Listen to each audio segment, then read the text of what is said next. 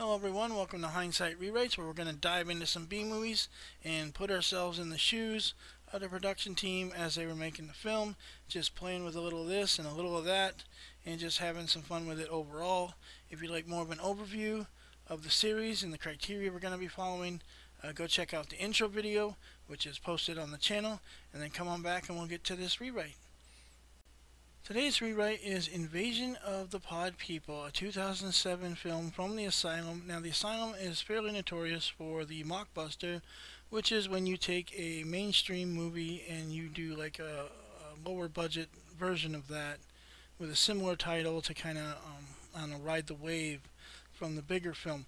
This is no different, as it came out to, let's say, tandem with or ride the wave of The Invasion, starring Nicole Kidman, which is one of the official Invasion of the Body Snatcher adaptations. So I went back and forth on whether I was going to do like a full review of the original film as is before we do the rewrite. So I landed on sending you guys to some great other creators to give them some love who've done reviews of these films. In this case, it is Decker Shadow on YouTube. He has a wonderful review of this film. His commentary and his insight is really on point, and so go check him out. I'll leave a link in the description, and then come on back. Starting with the poster, I actually enjoy the original film's poster, but I still wanted to kind of play with it a little bit, and so all I did is kind of a little bit of cropping, and I added in some new text and things like that. But otherwise, I enjoy the look there of her kind of coming out of the pod, and the others right behind her there. Very nice. So the film opens on black screen with the white text Asylum Presents, which is totally fine. But like the poster, I wanted to play with it a bit, some different fonts, some different coloring, but more or less the same thing, the Asylum Presents. Then we get into our credit sequence, which I enjoy quite a bit, with the animation with these pods coming out of the destroyed planet, and throughout the sequence they go through different galaxies and eventually descend upon Earth. However, it is an identical sequence to another Asylum film called Transmorphers. As you can see, instead of the pods, they kind of changed them to like these metal spheres, but otherwise it's the same exact animation sequence. So I went back and I looked to see which of the two came out first, and it turns out Transmorphers came out first. So we're going to let them keep the title sequence, and we'll do something else with the pod people. So our new title sequence here is very similar to the other one, however just not lifted from another film, and it is just these meteors or asteroids, depending which term you want to use, floating through space as our cast credits pop up, and eventually they descend towards Earth. And that is where our title of the film will pop up in the corner there as the meteors and asteroids descend on Earth in like an imposing, impending doom type manner. So our production credits will appear over this calm B-roll, just an everyday evening in Los Angeles, nothing special, until our meteors and asteroids descend from the sky, causing havoc. The havoc from the meteor strikes and the aftermath are described in a number of news reports, including this one here, which our main protagonist, Melissa, is watching while sitting in her apartment. She's glancing up and down from her magazine to the news report. A noise from the other room draws Melissa's attention away from the TV and her magazine, and she gets up and slowly and carefully makes her way through the apartment, going, "Hello, hello, is anyone there? I'm going to call the police." Right after she threatens to call the police, her boyfriend reveals himself, having used his spare key to get in. He says, "Hey baby, it's just me. I'm back from my business trip." Before Melissa has a chance to ask him about his trip or how the flight was or anything of that nature, he comes in for a kiss, and that escalates into intimate activity between the two, which lasts a little while, not as drug out as it is in the original film, and then that'll eventually just kind of fade into the moonlight. We fade to black from the moonlight and hold on that briefly. Then we fade back into the bedroom the next day, where Melissa and the boyfriend are up. She is late for work and in a hurry. He's telling her to blow off the day, stay with him. She says she can't. She has a big meeting. And while getting ready, she asks how long he's going to be back and when he has to take off again. He informs her that it's just for the day. He's going to make a quick turnaround and head out on another trip. and he'll be back by the end of the week. From there, we get an establishing shot of cars driving by. That second one back is Melissa, and we hear via voiceover Melissa going, "I'm so sorry, I'm so sorry, I'll be there as soon as I can." We cut to inside the car where we hear her boss, Samantha, through the phone saying, "You better be here. You got 10 minutes before the meeting starts. If you miss it, you're fired." She hangs up and shows visible signs of frustration while sitting at a stoplight. Then we cut back to outside the car as she continues on her way, and that'll dissolve into an exterior of the work building. So we cut to the conference room where the meeting's about to start, and we get this wide shot of all the parties involved. Starting from the left, we have the main boss, the head honcho, Vickland, and then we get Melissa, and next to her, Billy. Those two are like middle-level, run-of-the-mill agents. And then on the far right, we have Samantha, who we heard from in the car. She is the immediate supervisor of Billy and Melissa, and then just under Vickland on the pecking order. Now what I want to do here is I want to have close-up shots of Melissa as she's kind of just getting ready for the meeting, and then over to Samantha, and she's going to be kind of a glare in Melissa's direction to establish some tension between the two characters.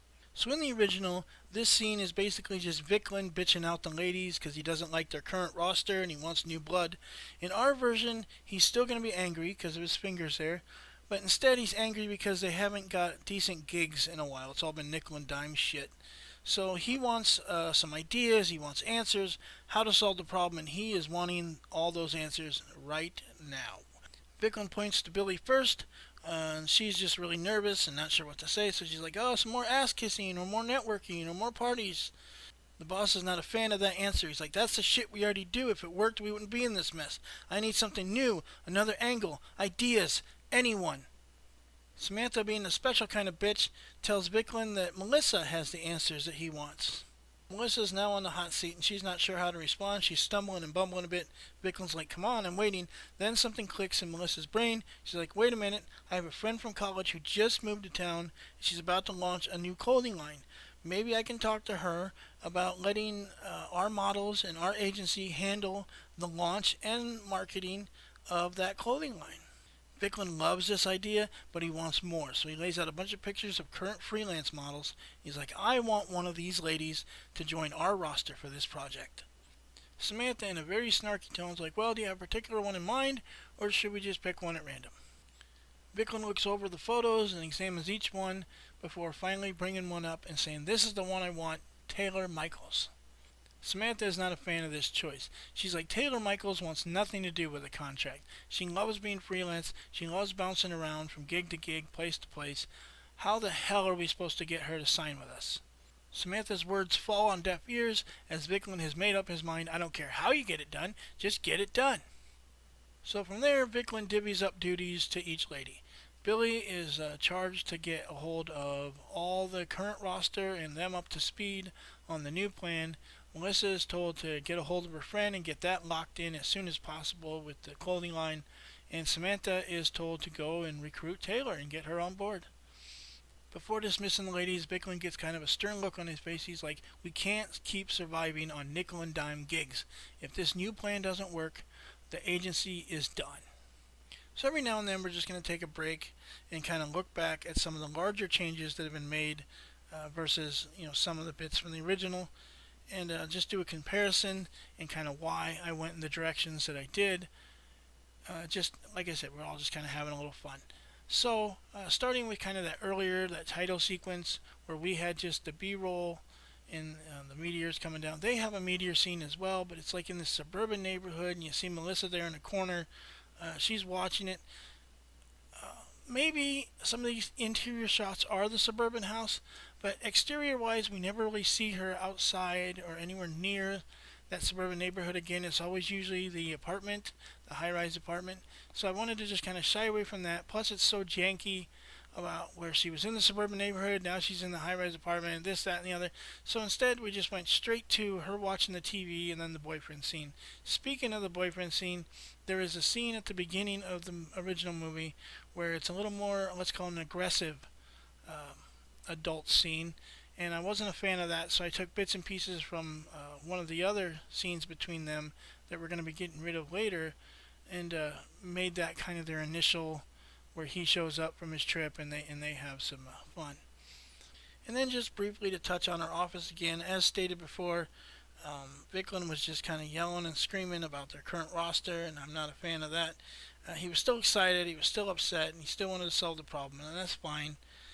But I think our version kind of did it in a more less screamy way.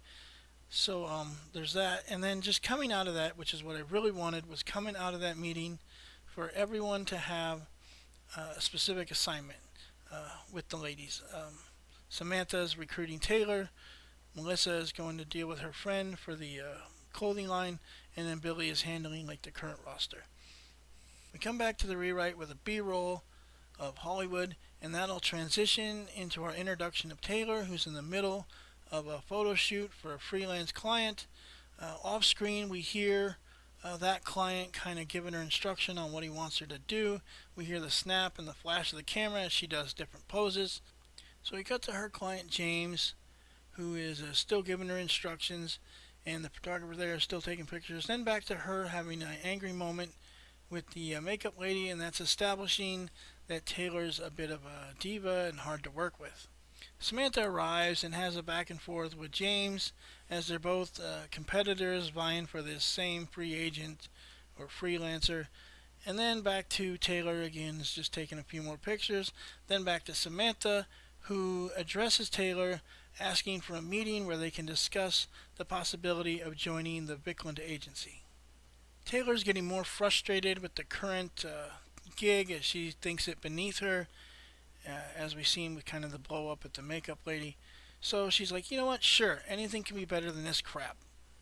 Taylor fulfills the obligation of this particular gig and storms out. While doing so, Samantha hands her a card and says the classic line, "Call me." We dissolve to an exterior of the work building and hold on that briefly, and then cut inside to where Melissa is on the phone with her friend, trying to set up some sort of meeting where they can discuss the clothing line and the marketing and all the rest of it.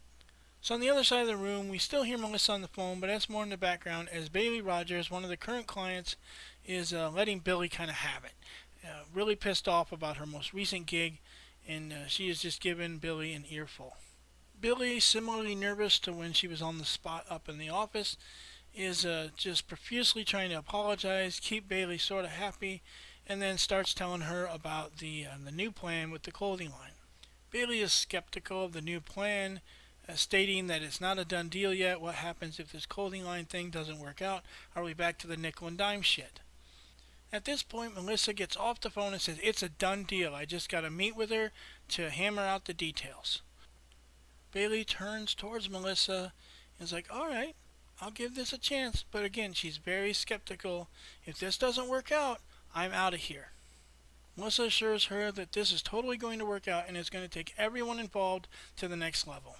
Bailey is still visibly skeptical, but tells both ladies to let her know the details once everything's been ironed out. So once Bailey leaves, Billy is still a little shaken from the encounter. She's like, are you sure this is going to take us to the next level? Are you sure this is going to work? And Melissa is all sorts of confident right now, having just finished talking with her friend. And she gets this smile on her face, and she's like, of course. On top of that, it's going to show Vicklin that we don't need Samantha anymore. As if on cue, Samantha comes over the intercom wanting Melissa to come up to her office. Samantha watches as Melissa kind of makes her way up into the office. Melissa's a little bit more confident than usual, and Samantha's not a fan of that. She prefers that her employees be some degree of scared of her. We cut closer to Samantha. She shakes off that initial confusion from Melissa's demeanor and goes back to full bitch mode and demands an update on the project. Melissa informs her that she just got off the phone with her friend and that they have a meeting set up for that night to discuss the details. It's pretty much a done deal. It's in the bag. No worries. Still in full bitch mode, Samantha informs Melissa that she wants a full layout on her desk, a report of the times and dates, all the details that are supposed to be getting hammered out, and that if Melissa screws this whole thing up, she will make sure that she never works in the town again. We end the scene how we started as Melissa exits and Samantha has her feet still up on the desk, and that will dissolve into a shot at Taylor's house, and we get our first look at the alien plant. But I'm not a fan of this plant from the original film. It's basically just ginger root shoved into a pot. So we are getting rid of this plant. Instead of the ginger root, we're going with this cactus that I just think is a lot more visually appealing, and we're going to have the needles play a part in the body snatching element. So it's just sitting there like we had the original plant, and on top of that we have a card from a fan establishing that this was a gift, and that's how Taylor got a hold of it.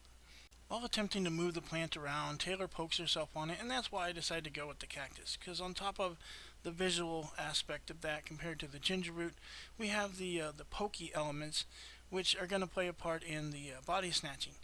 When they poke themselves, that kind of triggers the first steps. Um, just like you have with any other kind of thorned plant, like rose bushes and things of that nature, it's not if you're going to get poked, it's when, and that's part of the reason why the aliens maybe went with this form as well. Taylor then gets on her phone and calls Samantha to confirm the time and location of their dinner meeting. So we're about to get into our body snatching elements, and that's where we're going to be changing quite a bit from how they use it in the original film. So before I get into like my changes and what we're doing, I wanted to look at the 4 official adaptations that this was drawing off of at the time, and see how they handled their aliens and in the methodology they used, and then come back to how we're going to be handling them in this rewrite. 56, 78, 93 handle their aliens about the same with just some stylistic differences. Close proximity to the pod while you're asleep, and then once the duplication is done, the original body crumbles away and is just disposed of by the duplicate. 2007 went their own way by getting rid of the duplicates and the pods. Instead, it's a liquid that came in a crash shuttle that turns everybody, and it's spread through various drinks and also more direct methods. But the sleep thing remains, whereas in the other 3 versions, you have to be in close proximity to a pod while you're asleep. In this one, it's after you've been infected by the liquid, and then you go to sleep that the change happens. So in all the versions, it's still like a 2-step process.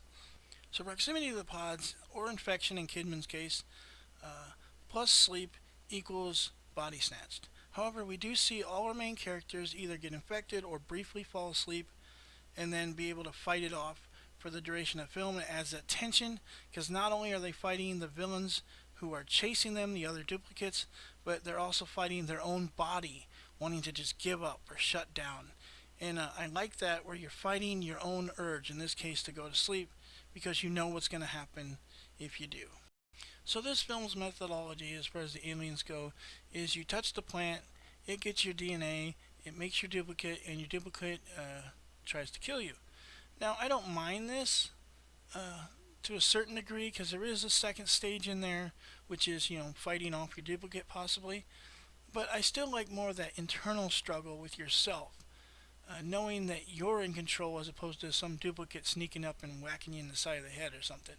So I'd rather keep that internal, as we see with the other versions, where, yeah, maybe that first thing happens, but then you can fight off that second stage. So for this film, I wanted to add that second stage like we've been talking about, and also wanted to kind of embrace or rework some more controversial elements of the film, which are the adult scenes. I'm not against adult scenes, but I think they should serve the plot or make some sense. As Decker rightfully pointed out, the scenes in this movie, the adult scenes, don't really serve anything. They're just there. So we're going to kind of mix that into our alien process and make those fit into the narrative. So getting back into our rewrite, after getting off the phone with Samantha, Taylor moves over to her shower and turns it on. As she's adjusting the temperature, she starts to feel a little off, a little tingly, a little lightheaded, and then even starts to get a bit aroused, and we get a very soft, just very subtle moan out of her. So we cut back to our plant, which is formed into the titular pod. And at this point, it is not really moving much, just very slow movements from the formation, but not much more. We come back to Taylor, who has the water the way she likes it, and is about to get in the shower. She takes her robe off. In the original version, there is nudity, but I don't want to use it. We don't really need it. Nudity for what we're doing. Yes, we're using the adult elements. We're weaving those into our alien process, but we don't need the nudity for that. A cut back to the pod reveals it is now moving quite a bit more than we've seen earlier. In the background, we hear the shower and Taylor as her arousal from earlier is escalating. As it escalates, and her vocalizations for the arousal escalate, that goes in unison with the pod movements. Back to Taylor in the shower as she is in full pleasure mode at this point. Again, a tight shot on her face, no nudity, and she is getting very close to completing her current act. We cut back to the pod and see that this face is now moving beneath the surface of the pod, and in the background we are hearing Taylor let out a loud and echoing cry of release. So this is where we're going to draw from the first three versions of Invasion of the Body Snatchers, where the original just kind of crumbles into bits and pieces after, in that case, sleep, in this case, the release. So we see the water still on as it just kind of washes what's left of the original Taylor down the drain. We get a full reveal of the copy, who is drenched in goo from the pod. She enters the bathroom where the shower is still on, looks down menacingly at the drain as the last bits of Taylor disappear. She then turns the water off and lets out a bone-chilling screech that fades us into an establishing shot of overhead Los Angeles at night. From the establishing, we cut to this house where Melissa and her friend Louise, who is the creator of the new clothing line, are just shooting the shit, reminiscing about their college days over some Chinese food. So after they reminisce for a bit, Louise turns the conversation to business, stating that, well, I've actually got a number of suitors who want this account. Why should I pick your agency? Melissa, who thought the account was in the bag and she was just here to have some dinner with an old friend, is very taken back and has a very similar response to what she had when Vicklin put her on the hot seat at the meeting. So she's just staggering and stumbling, very much like then, like, well... So Louise sits there and lets Melissa kind of stagger for a bit more and then just starts bursting into laughter. Ha! I'm just messing with you. You totally have the account. Melissa nervously laughs it off while pouring a bit of wine. Ha! Good one. From there we cut to a pair of B-roll shots. First with an exterior of the restaurant and then inside, where we just kind of see a number of the patrons enjoying their evening. That brings us to a table in the back of the room where our new fake Taylor is all dressed up and being very complimentary of Samantha, and she's just telling her that, I like freelancing, but sometimes it can be a little cold, a little distant with the clients. I'm looking for something a bit more, Samantha off screen says, personal, and Taylor, in a more flirty, kind of winky way, is like, I was thinking intimate. So this new behavior from Taylor has really thrown Samantha off her game, because she had came prepared to deal with kind of the high maintenance diva that she saw earlier, but she rolls with it. She's like, yeah, we can offer you that personal, and then off screen Taylor says intimate. Yeah, intimate, Samantha repeats, relationship if you sign with Vicklin. So Taylor smiles and pulls out one of the plants and sets it on the table. Please, take this gift as a token of our new relationship. Once again, Samantha's caught a bit off guard, but continues to roll with it. Oh, thanks. So that must mean that you're going to sign with us? Taylor nods and says, of course. I'm all yours, and then takes a sip of her drink while Samantha just stares at the plant. So we dissolve from the restaurant to some B-roll of cars driving at night to establish what we need next, which is Melissa driving home at night from Louise's place. As she's driving along, Melissa's listening to a radio program where the callers are telling the DJ about friends and family members acting strange. This is our callback to previous Body Snatcher incarnations, where you get the whole my husband's not my husband, my uncle's not my uncle, and so on. While sitting at a stoplight, Melissa suddenly gets a visitor in the back seat, and she's this frantic, unraveled dude with a gun, and he points it at her and says, they're gonna get me, just drive. Melissa's shaken, but she does as she's told and continues to drive. She glances up at the rear view and asks, what's the matter? Who's going to get you? In the back seat, the guy is just still talking pretty frantic. He's like, them, they're gonna get me. Melissa's trying to keep calm with the crazy guy in the back seat, and now tries to diffuse the situation a little bit, or at least buy herself a little time. So she's like, maybe I can help. What do they look like? So this guy's really breaking down at this point, and he's like, that's just it. They can look like anybody. Distracted by her frantic passenger, Melissa fails to see a red light and blows through it. This catches the attention of a nearby police officer, and he turns on his lights to pull them over. This freaks the man out, and he's like, no, no, no, no! This can't be happening! Melissa, as she's been doing this entire time, is trying to defuse the situation. Is like, wait a minute, the police could help you. We cut to a shot from behind them with the police officer following, and we get voiceover from the guy. No, no, no, we can't trust anyone. Don't you understand? It's too late for me, but you have to stop them. If you don't stop them, there'll be nobody like you left. With that, the guy puts the gun in his mouth and pulls the trigger. Melissa screams in horror as she skids to a stop, and we cut to black. We briefly hold on the black before fading into Samantha's apartment. She's on the phone with her significant other, and that could be a man, it could be a woman, doesn't really matter. And she is wanting a late night hookup. And she's getting increasingly frustrated by the person on the other line who's apparently denying that request, saying, come on, you don't understand. I just have to have it. I need it now. Having been turned down for the hookup, she frustratingly hangs up her phone and drinks some wine before taking matters into her own hands. As with Taylor, we see that the plant has now formed into the pod, and it's in the early stages of movement. So Samantha lays back on her bed and begins to explore herself with her hands there, and we cut to a shot of her face just like we did with Taylor in the shower to avoid seeing anything. She's breathing heavily, and she's just increasing and increasing with her arousal. We cut to the pod where the Samantha copy is starting to form, and in the background we're hearing Samantha's escalating pleasure, and when that finally hits its peak and completion, we dissolve into an exterior shot of the office building. So we're going to step away here like we did earlier for a moment and go over some of the bigger changes. Obviously I've been kind of changing the dialogue in a lot of these scenes and the order of some of them, but I just want to go over some of the bigger changes, and we'll start with that scene earlier with Melissa and her friend. In the original, it's just friends kind of catching up and shooting the shit and whatever, and it's sort of that here in our change, but we gave it that extra purpose of the clothing line account.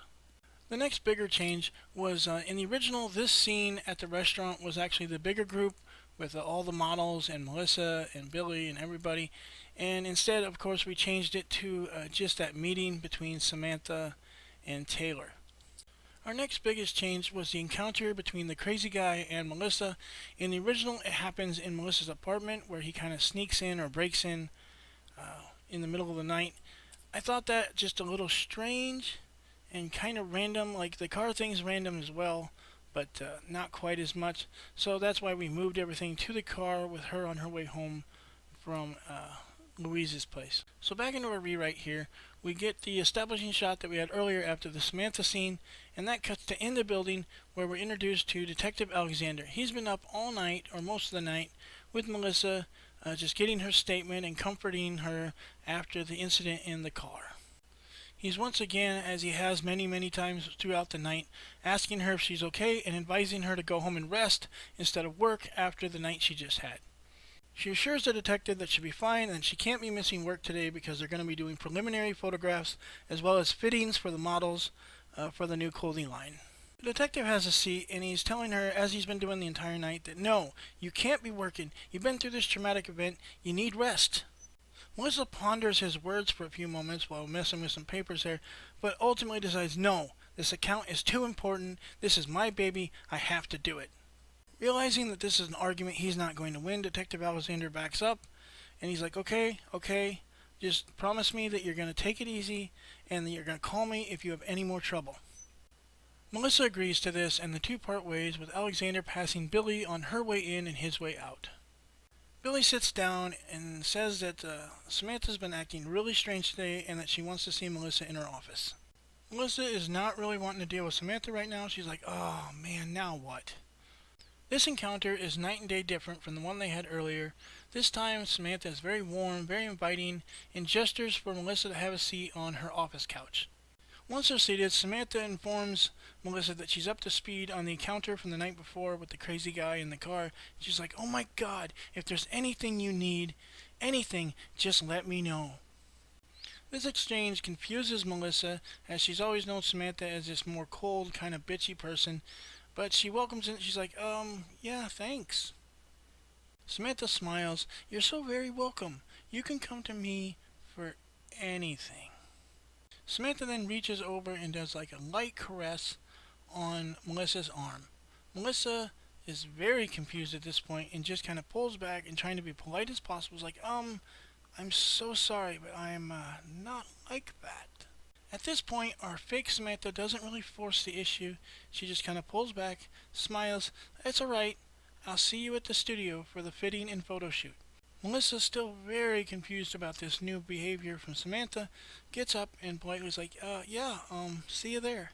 We cut to some Hollywood B-roll, and after a bit of that, we go to the photo studio where we first saw Taylor earlier in the film. Now she's there again, but this time doing the photo shoot for Vickland and the new clothing line. Taylor is joined in the photo shoot by Bailey, who we met earlier, and another model named Casey. Both these ladies have been taken by the pods, like Taylor and Samantha, and just strike various poses with Taylor in front of the camera. We cut to the photographer with Samantha and Billy as he's doing his thing, and then over in the room a little ways next to them with Melissa and Louise. Louise is giving verbal instructions to the models as they continue to strike various poses. Here we see them hit a Trinity shot to kind of showcase the three converted ladies. As the shoot concludes, Samantha is wanting to go out and celebrate the successful event. The models off screen are the first to agree to come. Billy is the next, followed by Melissa, but Louise says that she has a lot of work to do to process the photos they just took and to make sure that all the sizes are right for the official launch, and that she will catch up with them the next day. When Louise is gone, Samantha moves over to Melissa, congratulating her on the event. You did such a great job. I'm so glad that you had this idea. And then we get another shot of her hand trying to once again caress Melissa's as she did before in the office, and then we just kind of dissolve into some B-roll of the city at night here. Inside, Billy and Melissa are sitting at the bar having some drinks, talking, while the others are kind of off in the background or off screen, dancing, having a good time, and the rest of it. Billy is expressing concerns to Melissa about the sudden new behavior from Samantha and the models, saying, these are all bitches and divas, yet all of a sudden now they're just happy and fun, and what the hell is up?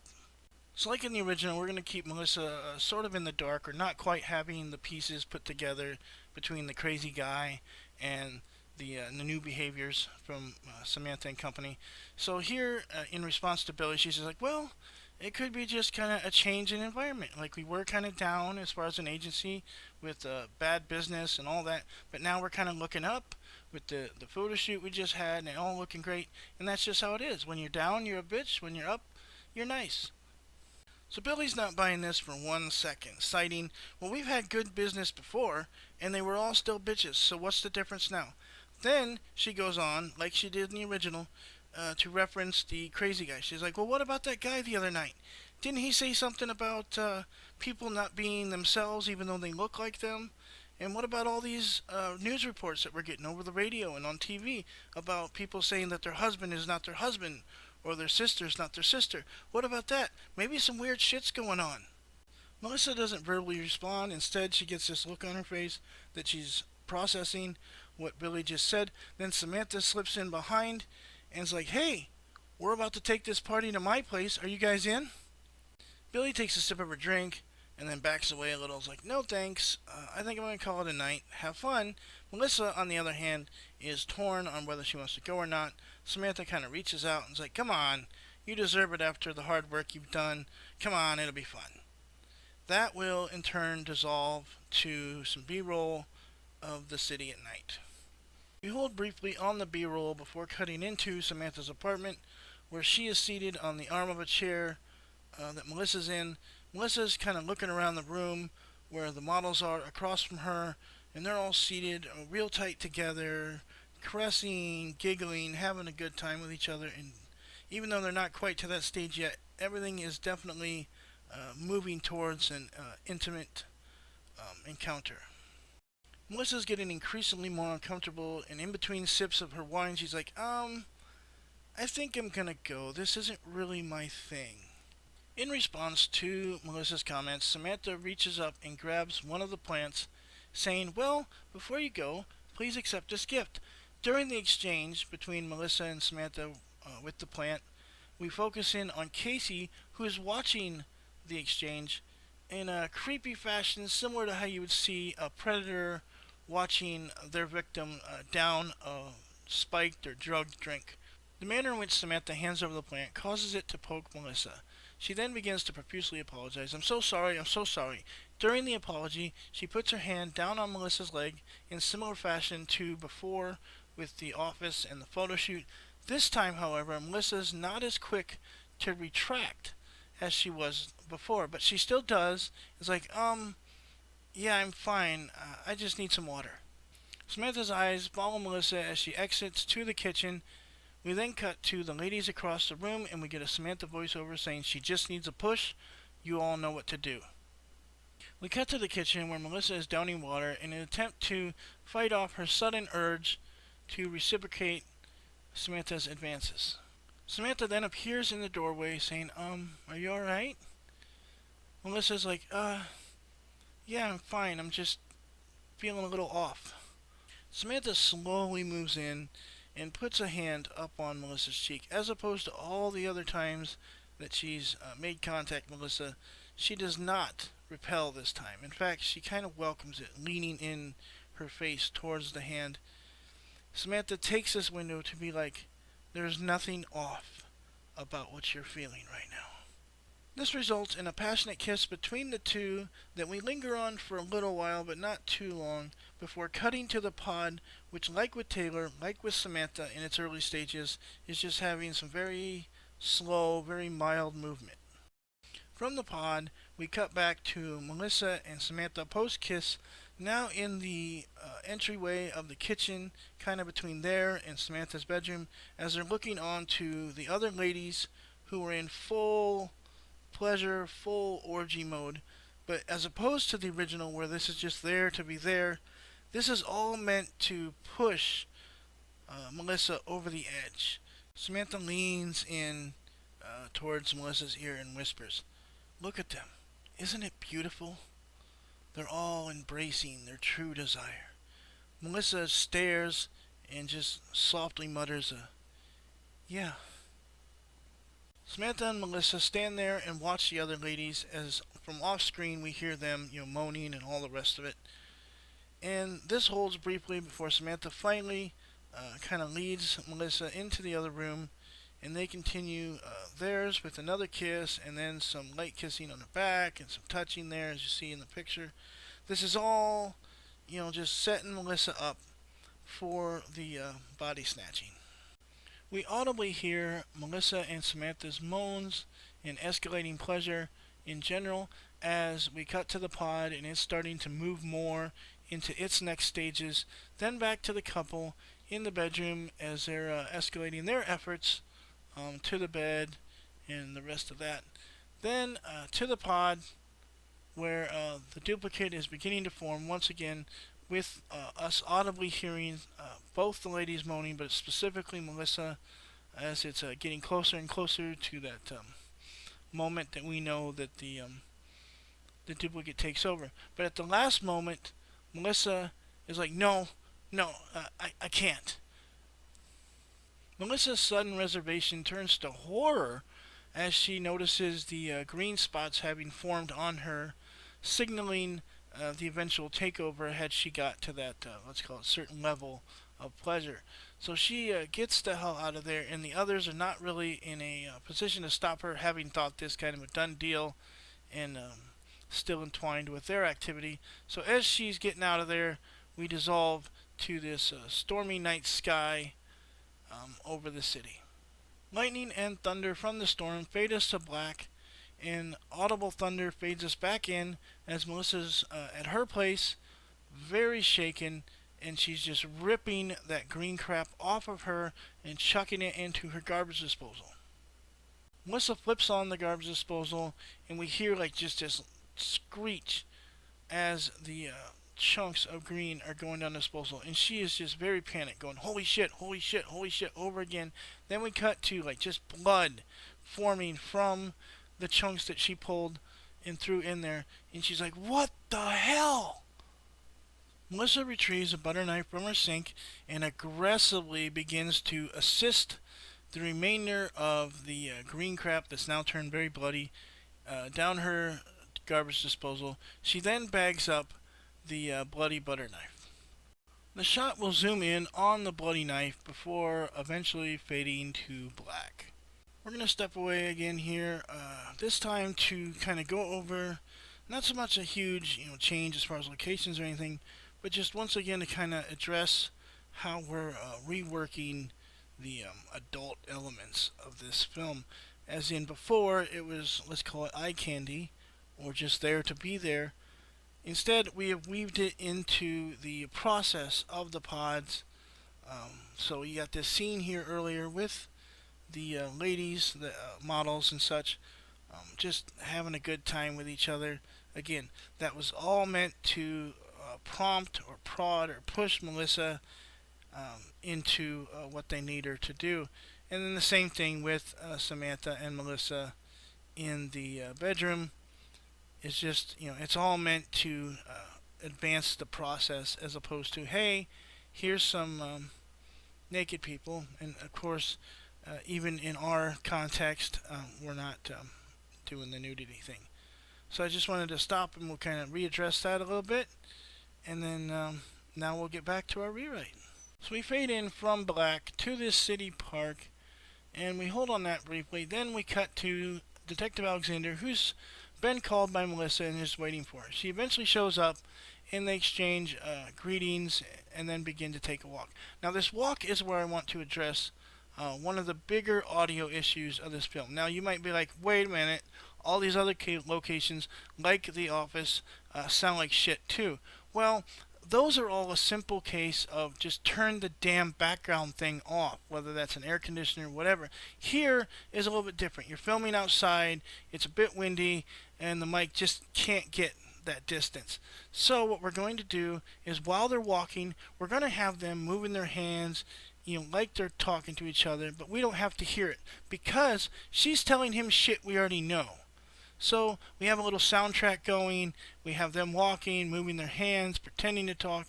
Then after that we will cut to a closer location where we can get the mic in to pick them up. In our closer shot, the detective, while being as polite as possible, tells Melissa that she is just very tense and still having some sort of trauma from the previous event with the crazy guy in her car. She's like, no, this is real. Here, take this and test it.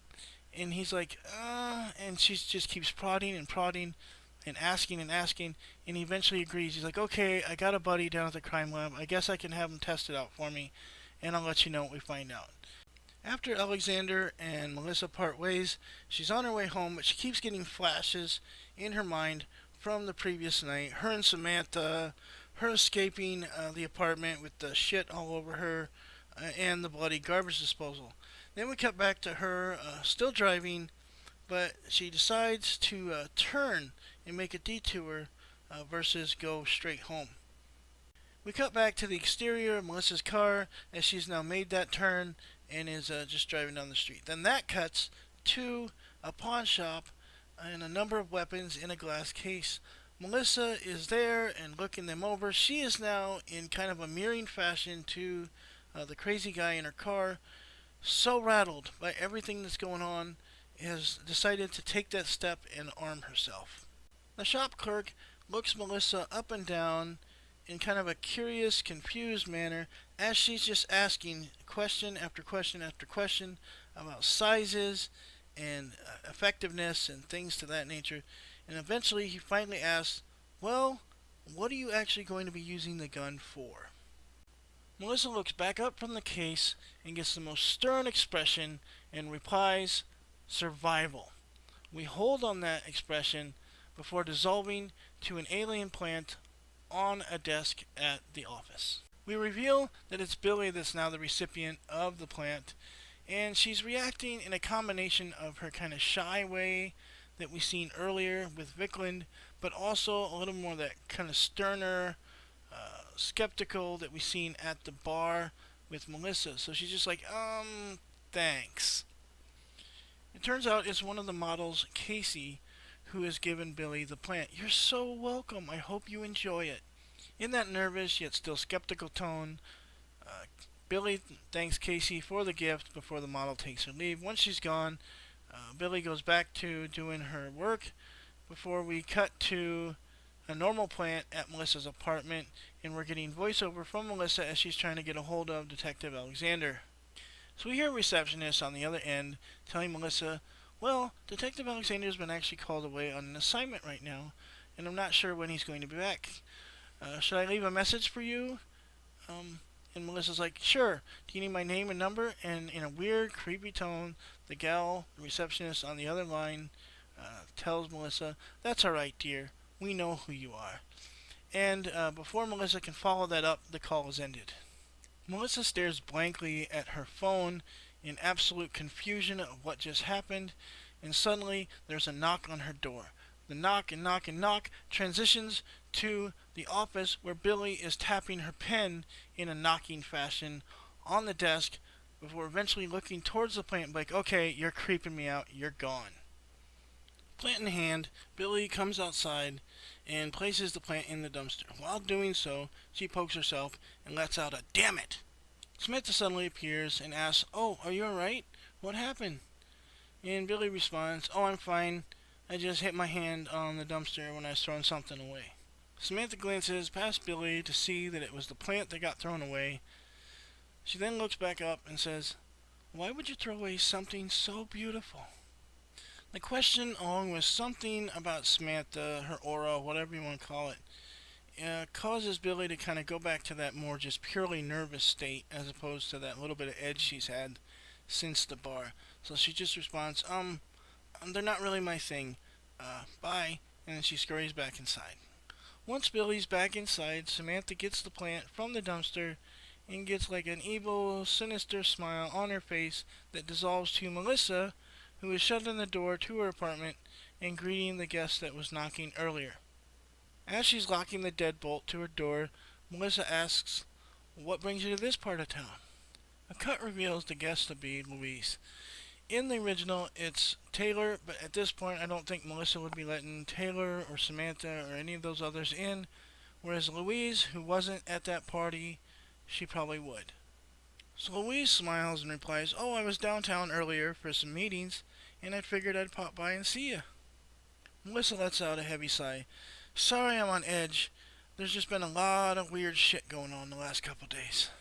Louise gets a curious or intrigued look and asks, oh, what kind of shit? Before Melissa can respond to Louise's question, her cell phone rings and she answers. Through the phone, we hear Billy, but she's talking a million miles a minute and you can't really make out half what she says. Melissa's like, settle down, start from the beginning. We cut to Billy in a back hallway at work. She takes a deep breath and she's like I said, I think that guy from your car was right. Something really freaking weird is going on, and I think it's got everybody at work, and I think it has something to do with the plants that they're all passing around. Melissa continues listening to Billy while also keeping an eye on her guest, who has grabbed the TV remote and turned it on. Different channels are heard being flipped through in the background while Melissa continues to speak with Billy, and she finally is just like, okay, settle down, come on over here, and we'll talk about what we want to do next. We cut back to Billy after she's hung up with Melissa and begins to make her way through the hallway towards the exit. While doing so, she hears sounds of fun coming from another room and peeks inside to see Vikland and Casey going at it. Like we seen with Melissa at the party, the effects of the plant are causing Billy to kind of just look and linger as opposed to go away like she normally would. As they continue doing their deed, Vikland and Casey look up, fully aware that Billy's watching, and just smile. Again, this is all a show to push her over the edge. Just like outside, Samantha suddenly appears, and she's just smiling. It's alright. There's nothing wrong with watching. From Samantha, we cut to a series of news reports with voiceover from Louise commenting on each one. Look at all this war, hate, and pain. We cut from the news reports to Louise addressing her friend. Don't you wish we could replace all of those things with peace, love, and pleasure? Melissa is taken back by this, and it suddenly just kind of dawns on her as Louise keeps sauntering towards her in a sensual manner. She's like, yeah, you're one of them. Louise puts her hand on Melissa's leg, similar to how Samantha did at the party, and she's like, no, there's no them. I'm still me. They've just made me better. Since the party, the shock of the green stuff and everything has been allowing Melissa to kind of fight off the arousal caused by the plant that she still feels, but she kind of knows where it comes from, and therefore has been able to fight off. But now, with Louise in close proximity to her with the hand on the leg, she just lets out this soft moan, and Louise smiles. See how easy that was? Our visitors aren't here to destroy us. The opposite, in fact. They're here to give us the wonderful gifts of peace, love, and pleasure. We get a sudden cut back to Billy and Samantha with Samantha's hand up on Billy's shoulder, having just told her the same thing that Melissa just got told by Louise. Billy's in a mix of tears and some light moans. Why the duplicates then? What purpose do they serve? The ambience from Casey and Vicklin's activities in the other room increases as Samantha smiles. It's quite simple. Our feeble human bodies cannot handle what we were being given, so our visitors gave us new ones, so that we may fully enjoy their gifts. Billy lets out a few soft moans and begins to slowly, bit by bit, succumb to the effects of the plant, along with, all the efforts to push her over the edge with Vicklin and Casey. But at the last moment, she turns to run away. Samantha reaches out and grabs Billy's wrist. You're so close. Stop fighting it. Give in to the pleasure. Billy struggles. No, let me go. But soon enough, her cries of resistance turn into moans as her will fades and she begins to give in. 2 shots ring out, revealing that Detective Alexander showed up to the office, initially looking for Melissa, but he found this scene instead. One of the shots hits Samantha's copy in the shoulder, and Detective Alexander screams out to Billy, come on, let's go. We gotta find Melissa. We cut to some B-roll, and right after that we come into the apartment where Billy has showed up, but she's greeted by a gun held up by Melissa. Get back. You're one of them. I know you're one of them. Billy stops, and out of the corner of her eye sees something on the couch. It's Louise. She's been shot in the chest. Melissa keeps the gun trained on Billy. I had to do it. She was one of them. Just like you. Billy is very, very scared at this point. She's like, no, I swear. I'm me. Before the situation can escalate further, Detective Alexander comes in. He's like, no, lower your weapon. She's fine. Melissa lowers her weapon and apologizes to Billy. I'm so sorry. I'm just so on edge right now. Detective Alexander places a hand on Melissa's shoulders. I understand. I had to do the same thing earlier. The detective produces one of the plans from a bag he's been carrying around. My partner tried to get me to touch this earlier, and I had to put her down. Billy has a seat next to Melissa. Well, what do we do now? Melissa doesn't have an answer for her friend, so she defers to the detective. He ponders for a few moments before finally answering, there's a safe house in the Sierras.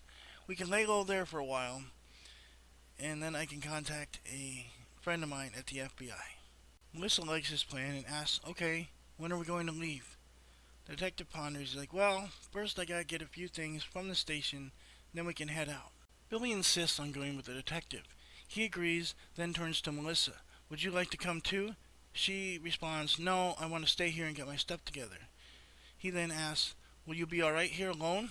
Melissa uses her head to gesture towards the couch and responds, I'll be fine.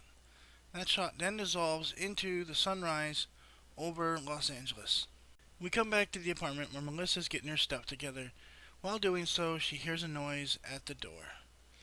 Once again, it turns out to be Melissa's boyfriend who's back early from his trip. Hey, what's the bags for? Just like she did with Billy, Melissa holds up her gun. Get back! How do I know you're not one of them? One of who? The boyfriend asks. What are you talking about? Melissa holds firm.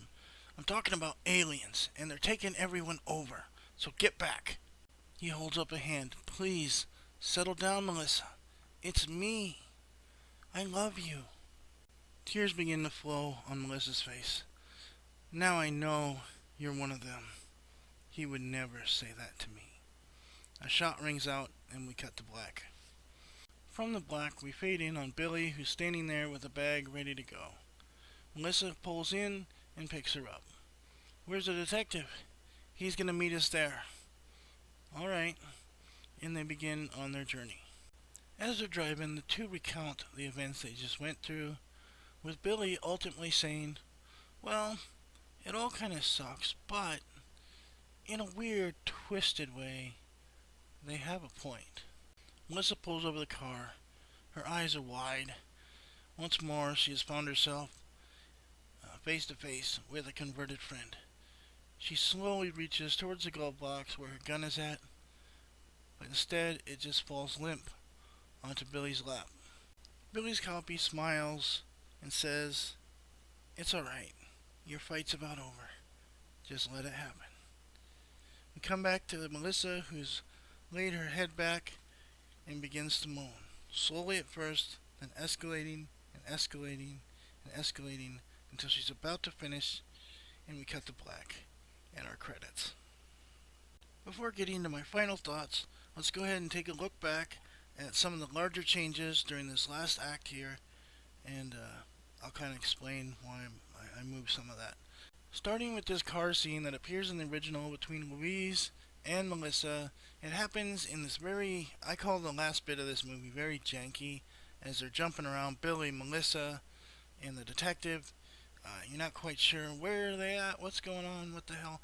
On top of that, as we touched on earlier, I don't think Melissa would have let Samantha or Taylor or any of those other ladies in her apartment for that scene earlier, which is why we basically took the bits from this car scene, which is where it reveals that Louise is the alien, and we just moved that to the apartment to replace that other scene.